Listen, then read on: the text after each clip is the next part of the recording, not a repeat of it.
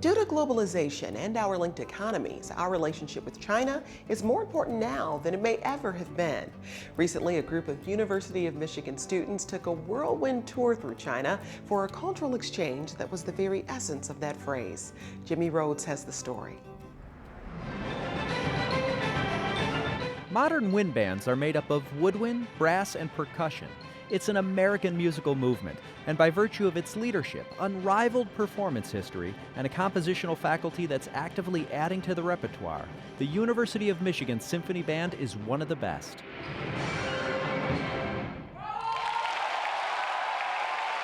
So big ovations are nothing new. But a standing ovation after 4 encores in a packed auditorium in China is another thing altogether. This is the story of the direct connection that music can make across cultures, beyond politics, and around the globe.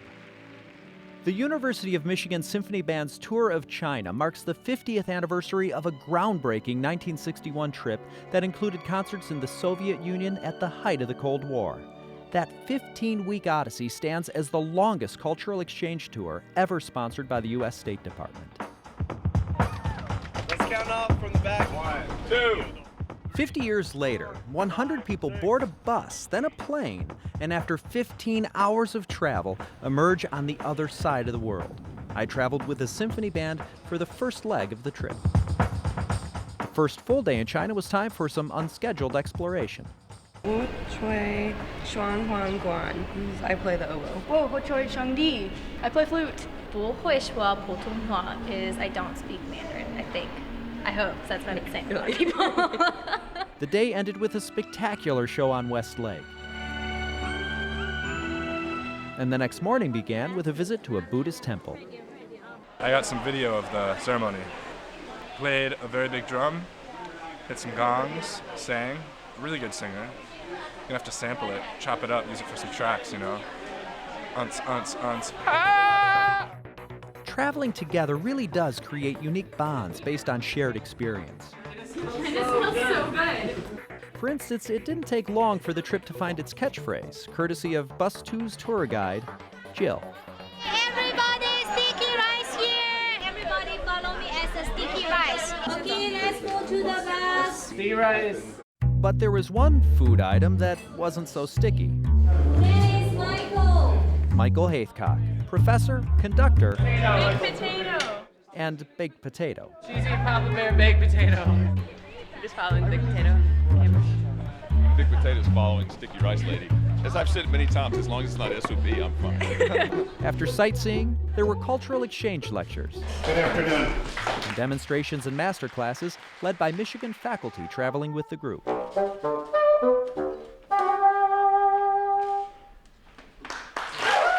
And then something magic happened. As soon as there was a break in scheduled events, Chinese and American students created a mosh pit of direct, unforced, and completely spontaneous connection. Email addresses. It is. It started out talking about like, oh, what instruments you play, but it kind of switched to just like finding out about their everyday life. On day 3, I was able to talk with some members of the band in and around more sightseeing, starting with percussionist Quincy Brown, who because of his military background is no stranger to international travel. You know, the last time I was on a long plane ride, I was going to Iraq. So that's something that I think about when I'm here.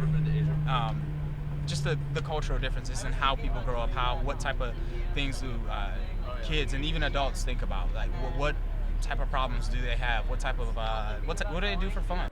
At the Lifeng Pagoda, I spoke with clarinetist Stephanie Elder. How did you get to be on the trip? I hear you had an audition. We had an audition. The audition was actually in October, so it was almost 9 months ago. It was a really competitive audition, blind behind a screen, so you know they just picked who they wanted based on the sound and not on who we are as individuals, and then we've been rehearsing since then.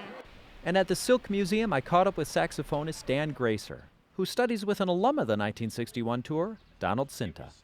The encouragement he gave is to just share everything and absorb everything. A sea cucumber. Be a cultural sponge. Once you get back, try to process it, but while you're there, just take it all in. Finally, on a boat ride on Hangzhou's West Lake, I spoke with University of Michigan student and proud Chinese national, Irene Wu. Preparing for this trip, what were your fears and then how were those fears allayed? Well, honestly, at first I thought they weren't gonna enjoy being taught Chinese, but they've been reading books about Chinese culture, they've been asking me questions about my country, and I'm just really impressed by the people on the trip because they actually take this seriously. After a jam-packed day of sightseeing, it was time for the band to put on its first show in China.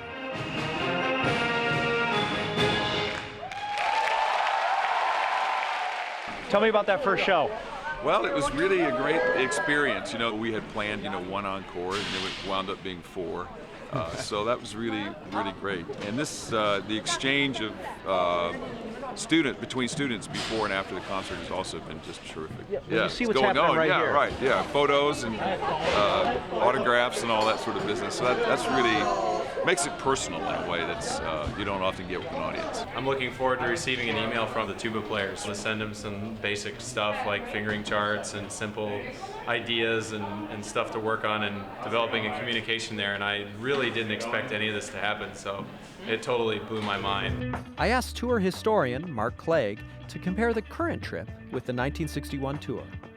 It was a time of very tense relations between the United States and Russia. It's after World War II. Cold War had really started to go into deep freeze, Red Scare, McCarthy trial, so it was a big deal to take those students there. Do the students really embrace that notion of themselves as international diplomats? They've been instructed that they're actually representing much more than themselves. I mean, they're representing the tradition of the band and this 50-year legacy. They're representing the University of Michigan, the state of Michigan, and also the nation. Zooming along on the bullet train, I had a chance to speak with University of Michigan Senior Vice Provost Lester Montz. How does that relationship that you're forwarding through the arts with China fit into the broader goals of the university? Why China? This new generation of students are going to be world citizens and not just citizens of the United States. So the more that they interact and meet with and congregate with people from other parts of the world, the better world we're going to have in the future. And I think that this kind of connection really is a giant step forward in that regard. Rachel Francisco is the China tour manager. To give me a sense of the logistical challenges, how long it's been going on, and how many people are traveling. Give me some numbers here. We have 83 students traveling. We have 18 faculty and staff who are traveling with the group. We've brought everything with us, including all percussion, 2 harps, 2 basses, everything you need. We have extra music. We have all the equipment you see behind us. We are doing 9 concerts in 6 cities within China. According to conductor Michael Haithcock, the young people in the symphony band are starting on a journey that he hopes will continue for the rest of their lives. Whatever they do, this experience has broadened and deepened them in both personal and professional ways that make them just a more well-rounded citizen.